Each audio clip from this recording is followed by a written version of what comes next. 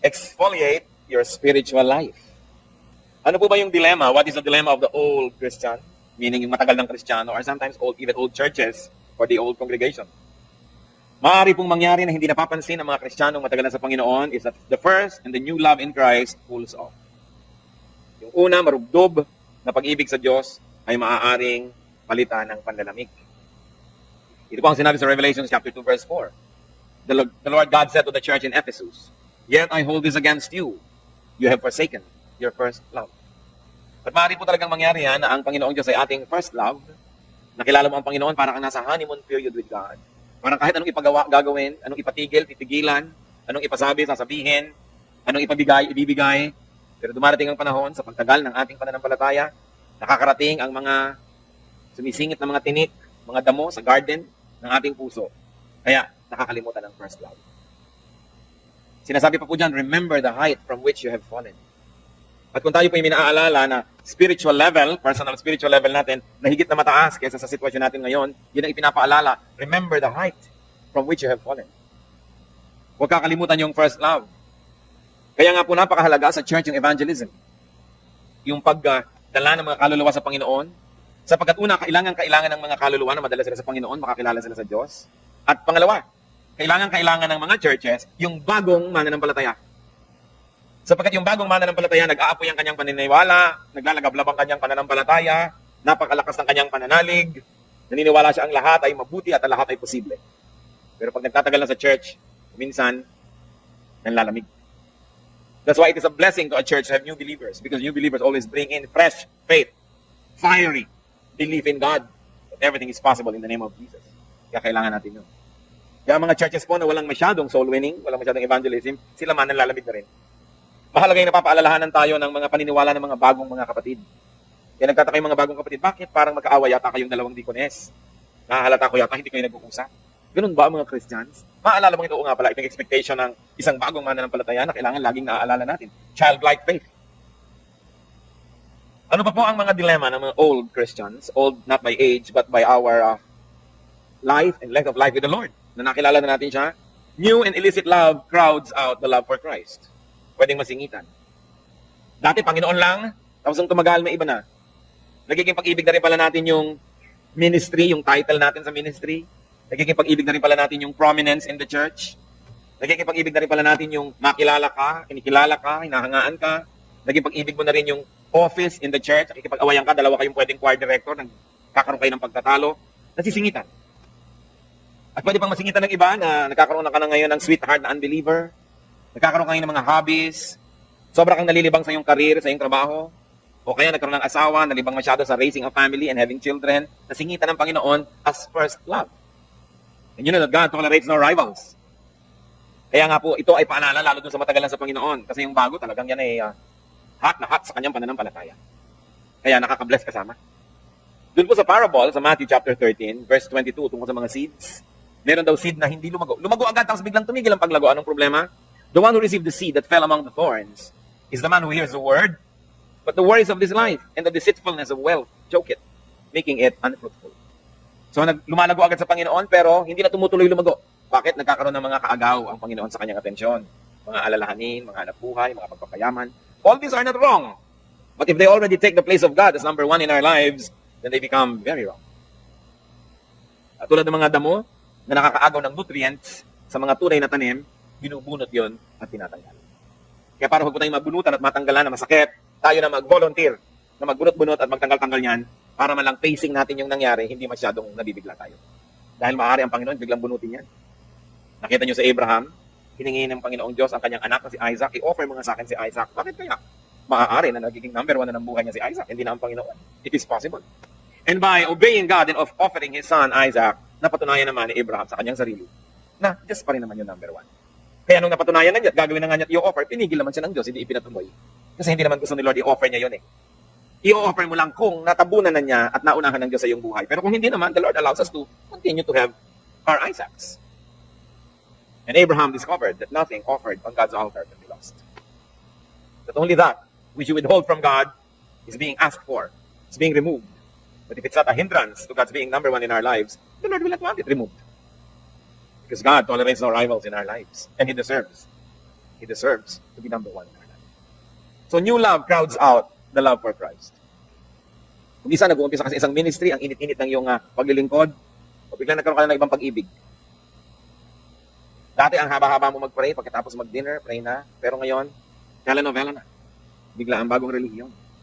Sasamba na sa templo ng telebisyon. Mas mahaba pa ang pagsamba sa templo ng telebisyon kaysa sa tunay na templo ng Diyos. So, naka-crowd out. Hindi na tayo nakakapag quiet time sa umaga, naka-crowd out ang ating pagmamadali. Dahil may trabaho, dahil may gagawin. Ano ba naman gumising ka ng 30 minutes earlier? At you can compensate by sleeping 30 minutes earlier. Ang dami-dami nating oras inuubos sa gabi na hindi naman dapat pagpuyatan. Tapos paggising tuloy sa umaga, wala nang oras malang manalangin. Puro God bless me, thank you. Goodbye. Yun na. New loves crowd out the love for Christ. Habang pinag-uusapan natin ito, nais ko kayong hamunin. Meron na po bang umaagaw o nakaagaw na nga sa inyong first love for the Lord?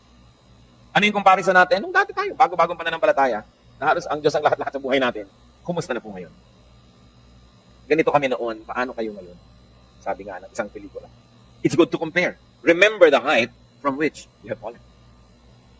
Ano pa po ang mga dilema ng dati na sa Panginoon? Sins that do not instantly get clear dealings, that do not get obvious dealings from God, become parts of the landscape. Una, gagawa ka ng isang kasalanan, tapos iko-confess mo agad, tatanggalin mo agad dahil ayaw yun ng Panginoon. Pero mamaya, gagawa na naman kayo ng kasalanan, parang hindi naman tayo naparusahan, hindi naman tayo napalo. So anong gagawin natin? Tutuloy na. Total, hindi naman nakahalaga. Total, parang pwede naman. So nakikita po natin na nakakasanayan. Mga kapatid, mga lalo yung matatagal na sa Panginoon, meron ba tayong ginagawa ngayon na hindi ka nais-nais sa Diyos, hindi ka iga-igaya? Pero nung una, nagigilty tayo, nung una, nahihirapan tayo, nung una, uncomfortable tayo. Pero ngayon parang nasanay na. Nakasanayan na rin ang hindi isang mabuting gawa. Sapagkat yan pong konsyensya, una, yan ay nagsasalita. Pero pag ating hindi dinidinig, pahina ng pahina ang boses hanggang napipipi. Hindi pwedeng asahan ang konsyensya lang. Sabi sa Bible, many people have made shipwreck of their faith by ignoring their conscience. At syempre, ang konsyensya ay namamanhid. Kahit man po ang mga daliri natin sa paa o ang ating mga sakong, pagka laging nakakaskas yan sa sapatos, nagkakakalyo, para hindi na maramdaman yung sakit. Tinatanggal naman ng mga beautician ng kalyo, para maramdaman muli ang sakit. Tutubo uli ang kalyo. Yan nagkaka-industriya ng pantanggal ng kalyo. Kasi pabalik-balik. So, ganun din po yung una. Pagka may ginagawa tayong mali, mahapdi, masakit. Pero pag laging nangyayari yon, uma-adjust na yung konsyensya natin. Namamanhid na, nagkakakalyo na. Hindi na natin nararamdaman yung masakit. Hindi na natin nararamdaman yung mali. Kaya kumusta ang ating mga budhi? Meron po ba tayong mga gawang hindi tama na sobra na tayong nasanay? Hindi na masakit. Pero hindi nararamdaman natin ang sakit, hindi na yun mali. Para lang pong may painkiller, but the illness is still there. And it's important to feel pain. Because pain compels us to seek remedy. Kaya mahirap po yung hindi nalalaman na may sakit siya eh. Biglang pag nadiskubre, talamak na, grabe na. Mabuting nararamdaman mo, may sumasakit sa iyong katawan, nilalagnat ka, masakit ka yung ulo. So humahanap tayo ng lunas. Pero yung walang kamalay-malay, tapos bigla-bigla na lang namamatay dahil ang lala na pala niya. Yan po ang hamon ngayon. Matatapos ang taon, sabihin natin Merry Christmas, Happy New Year, etc. etc. Pero anong pamasko natin sa ating sarili? Ano bang pamasko natin sa ating kapwa na nakapaligid sa atin? Anong pamasko natin sa Panginoon? Exfoliate your spiritual life. Alisin yung mga hindi ka nais-nais. Kung sana nakikita lang ang kaluluwa, katulad ng nakikita natin ang ating mukha, marami siguro tayong gagawin. Tulad ng pinagagagawa natin sa ating mukha. Gumagawa ng paraan. Inaayos, nililinis, nireretoke, dinodrawingan, kung ano nang ginagawa sa mukha.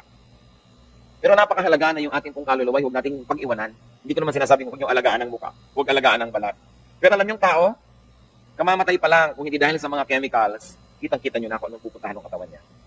Kung inaalagaan natin yung katawan na sandali lang narito, lalo namang dapat natin alagaan yung espiritu, which is forever. At dapat natin lalong alagaan yung espiritu, sapagkat yung espiritu natin, hindi yung katawan, ang nakikipag-fellowship sa Diyos. Minsan meron kang anak, pupunta sa ninang niya, anak, maligo kang mabuti, magbihis ka ng maganda, tapat na pangu ka para maamoy ka ng ninang mo na tama. Kasi hindi naman ikaw yung pupunta sa ninang, yung anak mo. Ngayon po, sa ating buong pagkatao, hindi naman yung katawan natin ang nakikipag-fellowship sa Diyos yung espiritu. So, mano ba naman na ayusin natin yung espiritu natin para tuwing nakikipag-niigsa sa Diyos, ang Diyos ay hindi mabahuan. Ang Diyos ay hindi mapangitan, hindi ma-offend. Because what part of us fellowships with God, it is our spirit. And yet, there's an entire industry taking care of the body that belongs to the ground, the body that is dust and will return to dust. Kung sana ang mga counseling centers, prayer centers, Bible study centers, kasing dami man lang ng mga beauty parlor o ng mga hair salon, napakabadal siguro ng planeta. Kasi kahit sa katumingin, merong spa, may salon, merong ganitong kung ano-ano mga pangalan. Yun lang ibig sabihin, linisin ang katawan. Gaano katagal ang tao nagpo-foot spa? Gaano katagal nagdadasal? Gaano katagal nakasalang na nilalagyan ng mga putik ang mga mukha? Nilalagyan ng mga chemical ang mga buhok? Nililinis ang mga kuko? Kinukuskus pati likod kasi may mga tagyawat ng kulang sa intelligence, akala ng mukha nyo doon tumubo. So, ang daming oras. Gaano karaming oras ang para sa spirito? Sige nga, I challenge the church, tuusin. Kailangan binibigyan ng panahon ang spirito. It's important that we always explore. And of course, some people, especially those who serve or give much to the Lord, think that they are entitled to some moratorium with God, to some exception from God. Donor naman ako, giver naman ako, pagbigyan ng aking mga bisyo, aking mga, kung ano-anong mga kostumbre. 1 Corinthians 10:21. Hindi pwedeng donate ka ng donate, tulong ka ng tulong sa church, tapos sa kabila ng buhay mo naman, nakalublob sa malamali. You cannot drink the cup of the Lord and the cup of demons, too. You cannot have a part in both the Lord's table and the table of demons. You have to choose. Hindi pwedeng mamangka sa dalawang ilog. Kung sa sandali, merong Kristiyano na nabubuhay sa dalawang paraan, dalawang mukha, dalawang mundo, you live two lives, that of the demons and that of the Lord, dapat sandali lang yon. And it must be a transition period from our old life to the new. Parang galing ka sa Egypt, patungo ka sa promised land, merong wilderness na dinadaanan, pero hindi dapat sobrang matagal. Dapat one life, hindi two lives. Hindi yung nakikita ng tao, yung nakikita ng church, tapos merong kabilang mundong nakalihim. Sapagkat hindi naman talaga lihim. Alam niyo mga Kristiyano, hindi pwedeng magkasala sa dilim. Baka Kristiyano ka na, nabubuhay ka pa sa tinatawag na kadiliman, hindi yon pwede. You know why not? Because God is light, and in Him there is no darkness at all. And because Jesus is in your heart, you bring that light wherever you go. So Christians who live in sin in broad daylight, not in the dark, because nothing is secret from God. There is nothing hidden from God. Ano ba yung mga nakadikit sa aking buhay na kasalanan? Dapat exfoliate na to. Dapat tanggalin na to. Hindi nadali na naman to the new year, to the new period, to the new season. Ano ba yun? At madalas mga kapatid, yun ay bagay na hindi na natin napapansin. Kaya nga nagtatagal, hindi na napapansin eh. Kaya kailangan ng house cleaning ng ating puso. Room for improvement is the biggest room in the world. So there's no one that can say, ako okay na, don't even talk to me, I'm alright. So sa iba mo na lang yan sabihin. Dahil lahat tayo may dapat ayusin. Pero ang nais kong bigyan ng diin, hindi bagay sa Kristiyano ang double life. Hindi bagay yung merong secret life at merong public life. Dapat pareho lang yun.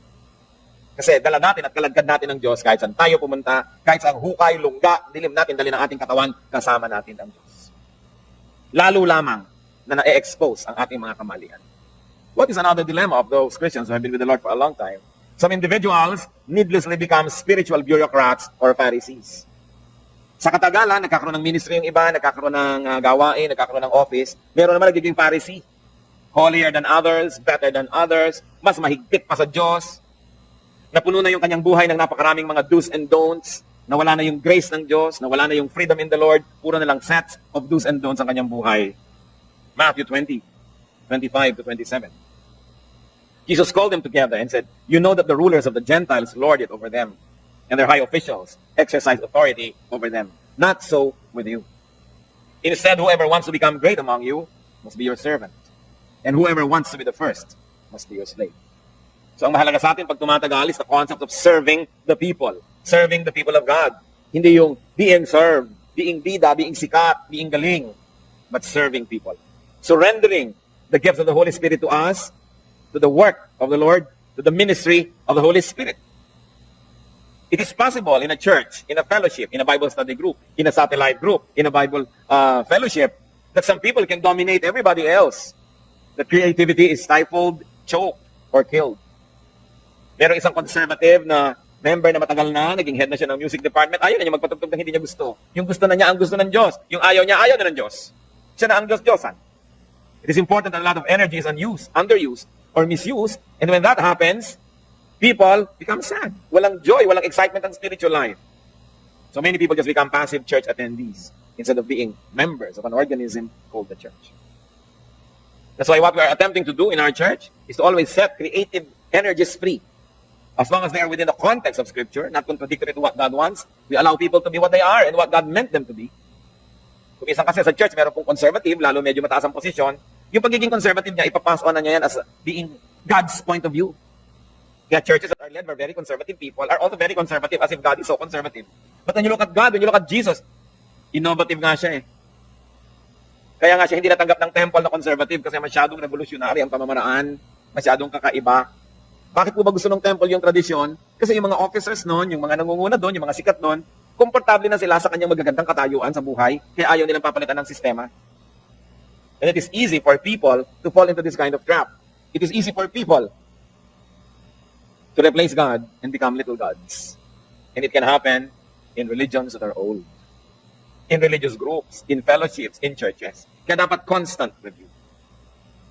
What are the bitter and rotten fruits of living our first love? Marami po yung mga masasamang bunga ng pag-alis at pagtalikod sa unang pag-ibig. Faith becomes just religion. Faith just becomes a habit. O bakit ka pupunta sa church? Eh, siyempre, nakaugalian na. Pero walang excitement, walang paghahangad na mabless, at wala rin namang intention to be a blessing to other people. Just be there. Kaya dapat na-realize natin, ano ba ako?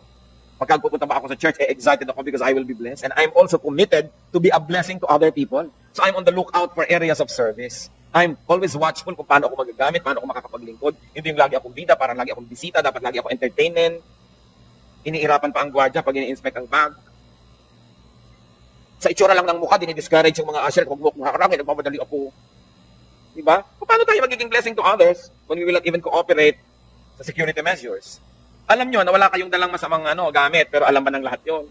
At kung ang pagtitiwala sa inyo, ibinigay sa lahat, edi hindi na rin tayo nagkaroon ng security measures. Simpleng mga bagay. Madaling masuri ang sarili. I will come as a worshiper, as a servant of God, as a channel of blessing. Or will I come as a VIP? Dapat tinetest natin ating sarili. Walang VIP. Ang Diyos lang ang VIP. So it is important to have a servant's attitude. So nakikita natin, religion na lang yata ang pinupuntahan o talaga bang to serve and be served, to interact, to receive life and to give life, to be part of a living organism called the church. Another bitter fruit of living the first love is that people settle for less than desirable levels of spirituality and even ministry. Ang galing-galing nyo dahil sa Panginoon, ang dami-dami yung talent, tapos wala naman tayong service. O kaya ang liit-liit ng service na ginagawa natin hindi proportionate to the talents that God has given us. And yet, kontento ka na lang doon, that is not a very encouraging sign. And we should not settle for less than desirable levels of spirituality. Kung last year, mga kapatid, maiinitin ang ulo nyo. Tapos ganun pa rin kayo ngayon.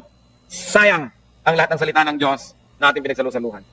Sayang ang lahat ng mapag-awit, pagkanta, pagsayaw. Sayang ang pagpananalangin. Sayang ang lahat-lahat. Dapat nagbabago ang tao, pabuti ng pabuti.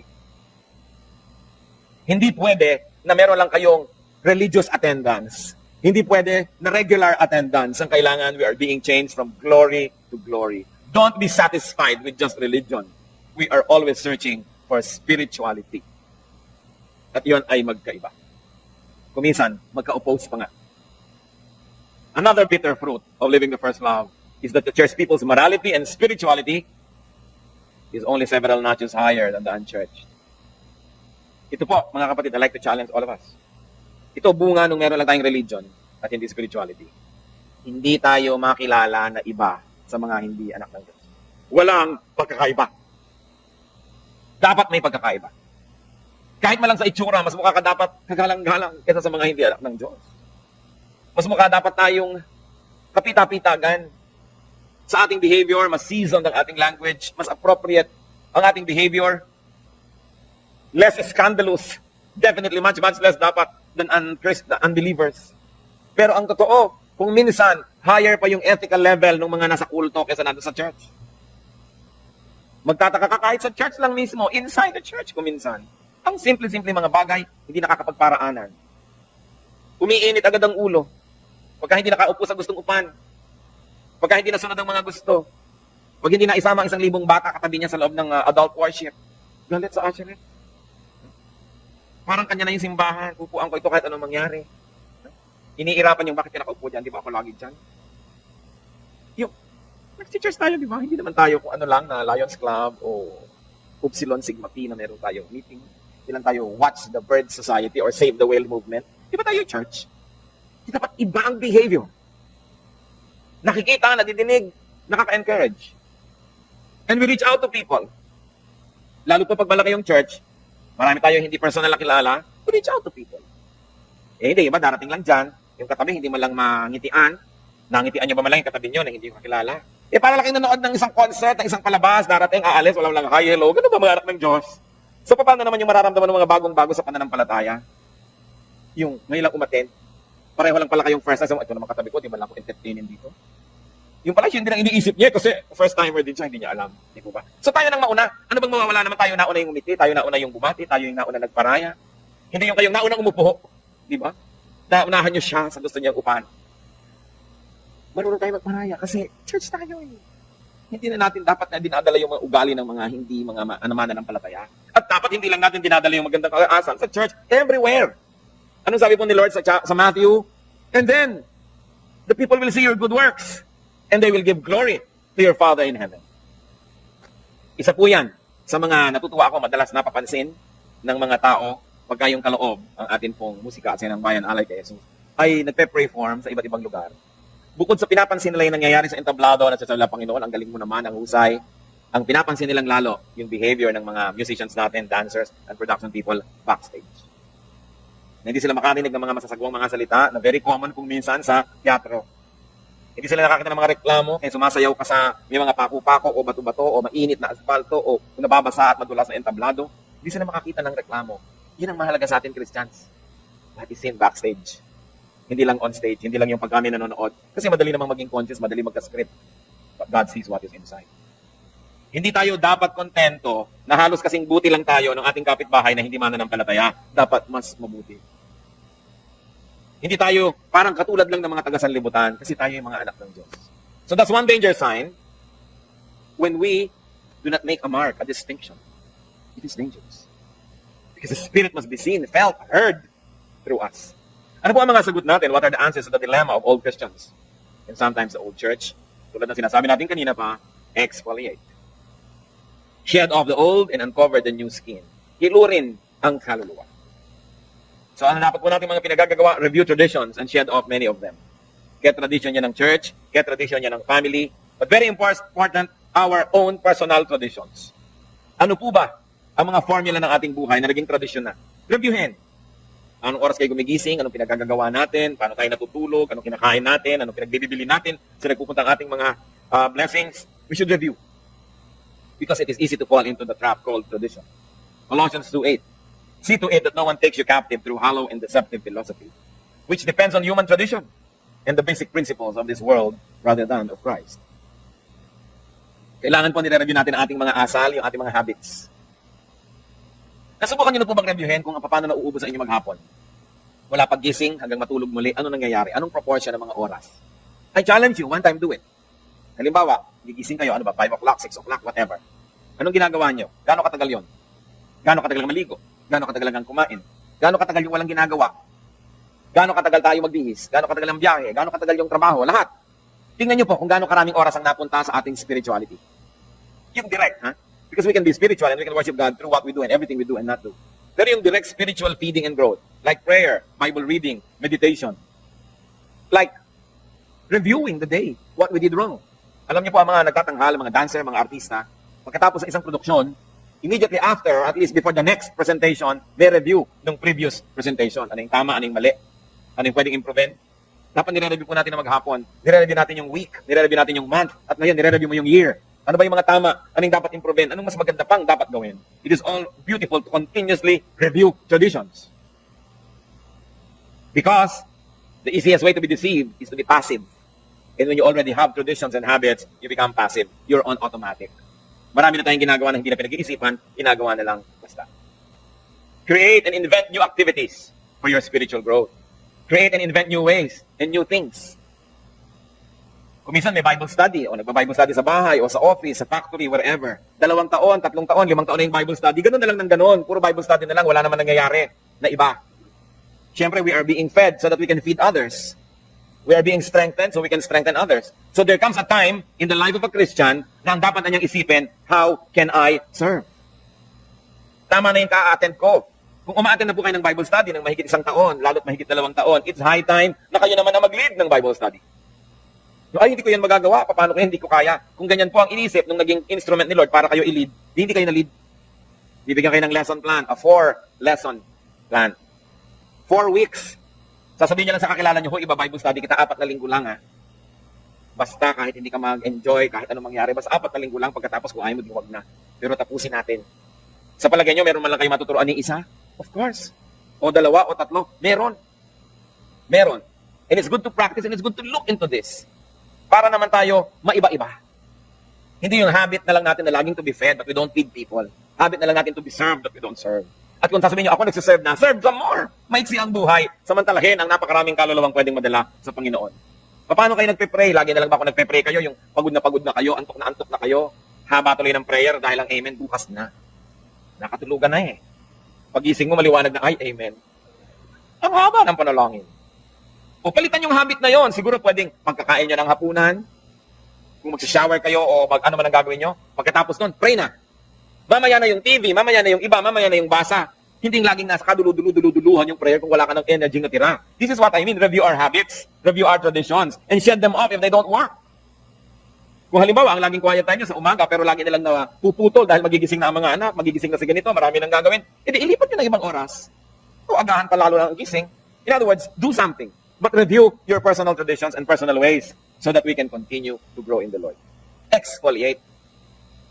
Kung hindi nalilimutan na pumunta sa barbero o beauty salon every month, at palagay ko ginagawa nyo lahat dahil ayan ang mga buhok nyo naman, nasa tamang mga korte. Wala namang sumayad sa lupa.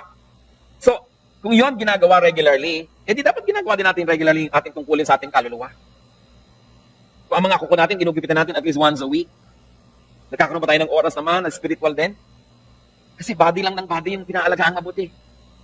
It's important to invest in eternity.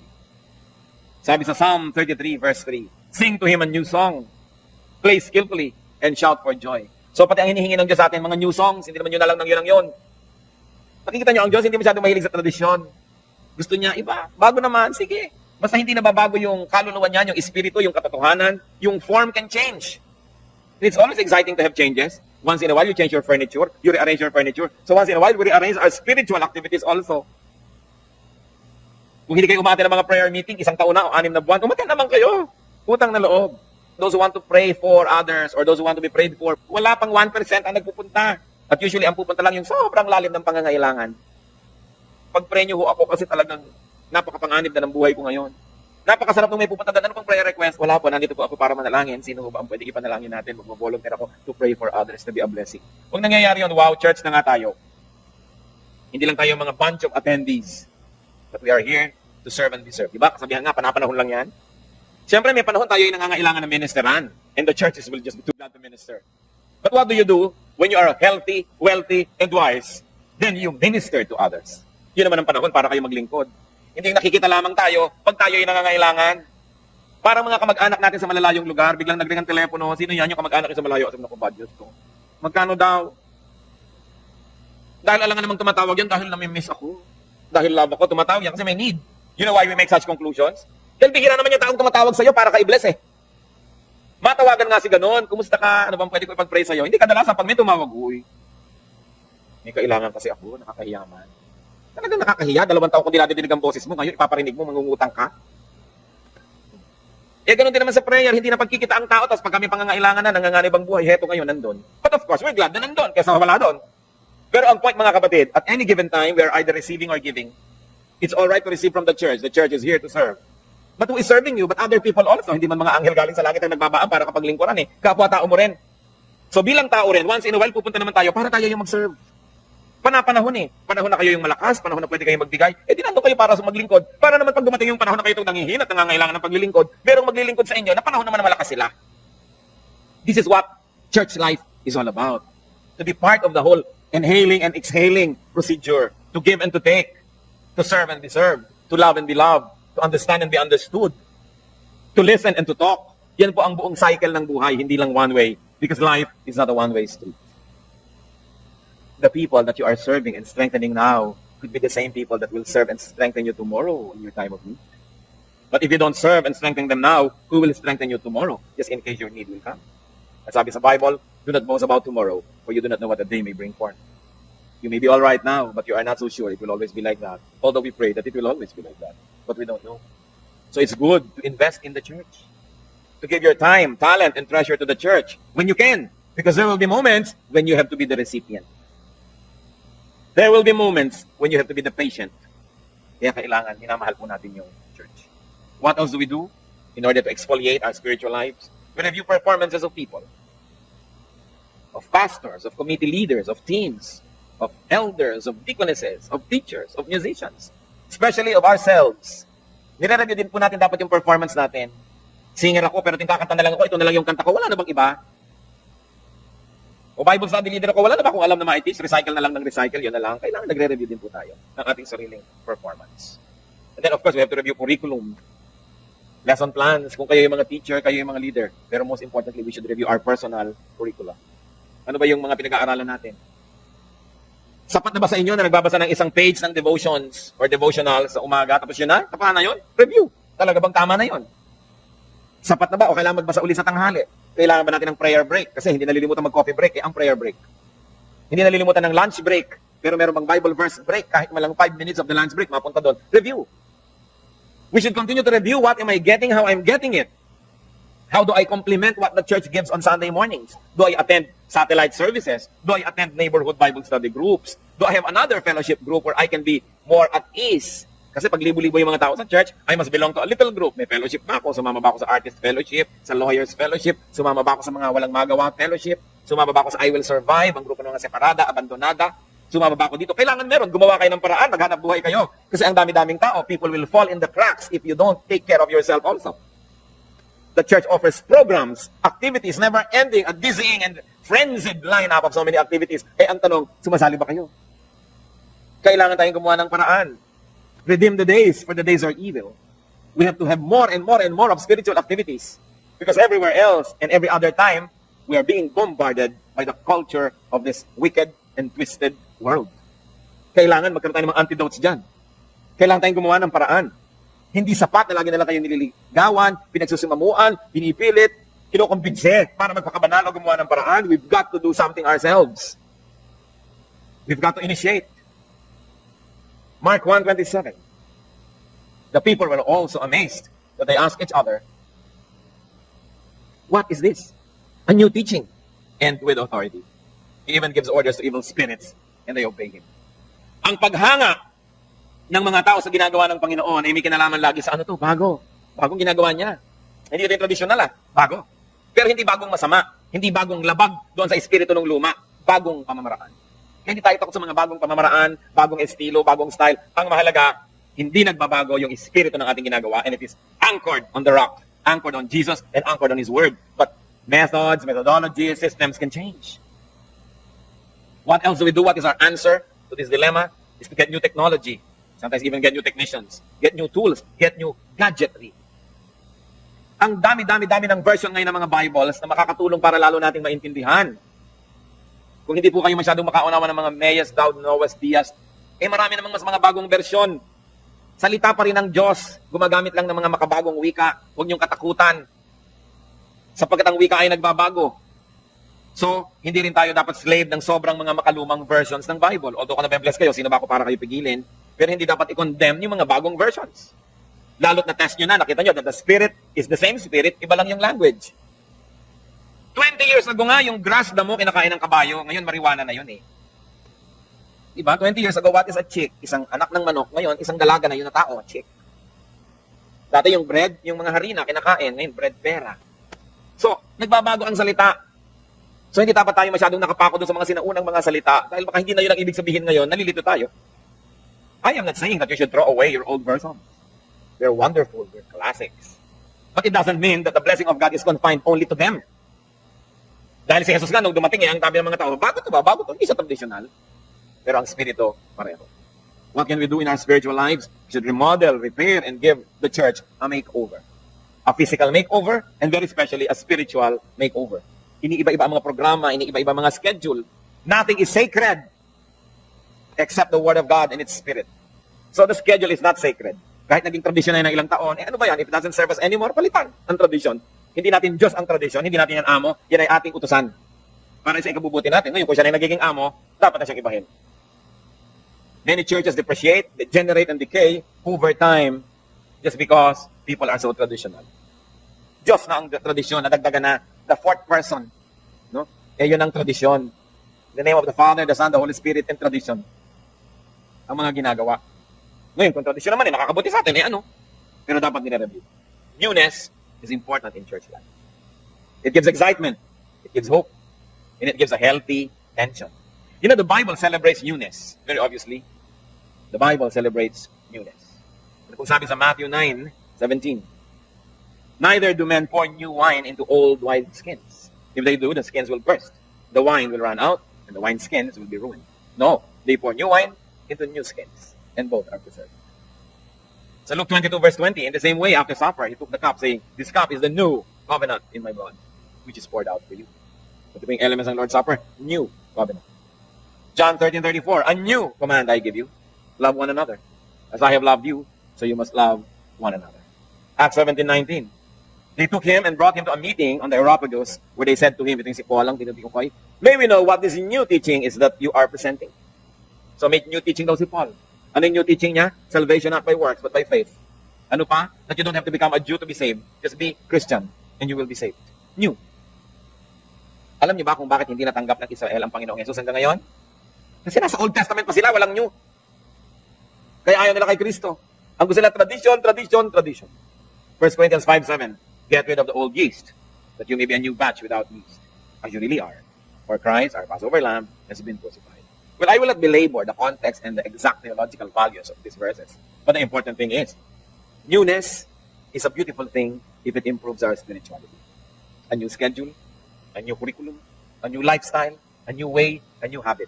Yun lang siguro ang ibig sabihin ng Happy New Year. Yun siguro ibig sabihin natin na may bagong pag-asa. Kasi ano lang yan, slogan, Happy New Year ng Happy New Year, wala namang Happy New Ways, Happy New Changes. Dapat mayroon. Romans 12:2. Do not conform any longer to the pattern of this world, but be transformed by the renewing of your mind. Then you will be able to test and approve what God's will is. It's good, pleasing, and perfect will. So mahalaga po merong renewing of our mind. Pag may nagpapayo sa inyo, sasabihin nyo, ganyan lang talaga ako. Ay wala, mahirap tayo magbago. Bakit ba laging nalang mainit ang ulo mo? Ganyan lang talaga ako, nilipas din yun, huwag pansinin. Hindi ka papansinin, nasaktan mo ng damdamin ng kutakot-takot na tao, hindi ka papansinin. Yung ganyan lang talaga ako, alisin natin yun sa ating lengguwahe. Dahil hindi tayo dapat ganyan. Dapat mangyari kung ano yung dapat mangyari. Hindi dapat i-maintain yung hindi dapat. Huwag natin gawing excuse. Masanay na kayo sa akin, ganyan lang talaga ako. Dapat tayo magbago. Bakit pa tayo nagsasalo-salo sa salita ng Diyos? Ang excuse lang pala natin lagi, ganyan lang talaga ako. Kailangan, hindi ganun. Lalong-lalo kung ang inireklamo sa atin ay mga masasamang asal. Hindi pwedeng ganun dahil meron tayong Diyos who empowers us to change from glory to glory. Huwag yung, ganyan lang talaga yan, wala tayong magagawa. These are the kind of words that must never be heard from a Christian. Yung wala tayong magagawa, nothing is impossible with God. Yan yung sasabihin ko, gali ko na yan eh, ganyan talaga ako. No, nagbabago yun. Sasabihin nila, you cannot teach an old dog new tricks. Yes, pero dog ka ba? Di ba tao ka? So you can learn new tricks. Bakit yung mag-aasu-asuhan ay tao ka? Kung you cannot teach an old dog new tricks, paano yung sinasabi, walang kaya ang Diyos? Ang tao, iba sa hayop. Tao tayo, pero tayong espiritu ng Diyos. Kaya pwedeng may mangyari. Lamentations 3:22-23. Because of the Lord's great love, we are not consumed. For His compassions never fail. They are new every morning. Great is your faithfulness. Pati ang compassion, ang awa, ang blessing ng Diyos, bago tuwing umaga. May bagong pag-asa, may bagong lakas. So pwedeng magbago. Pwedeng maiba. Sabihin nyo nga sa katabi nyo, exfoliate your life. Diba? Exfoliate your spiritual life. Ito ang panghilod. Diba? Hilod-hilo rin ang mga lengguwaheng wagaspang. Hilod-hilo rin ang mga asal na di mabuti. Mga anak na nagdadabog sa magulang, exfoliate your ways. Mga bahay ng Kristiyano, wala dapat mga lumalagabag na pinto dahil nagdadabog, mga nalalaglag ng mga plato. Kala mo, drummer. Ano yung may drummer ba sa kusina? Nagugugas ang plato? Bakit parang may tambol? Nagdadabog.